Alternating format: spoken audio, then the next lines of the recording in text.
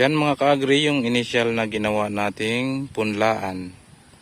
So sa seedling tray mga kaagri, ang ginamit nating putik ay yung putik lang din dito sa ating palayan.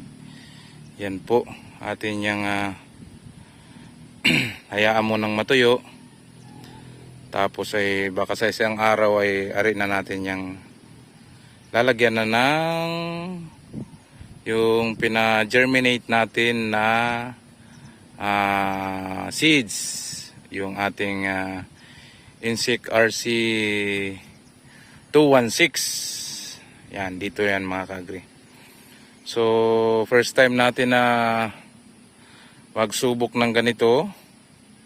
So magpupunla tayo sa seedling tray for the first time at titingnan natin kung magkaigi yung galing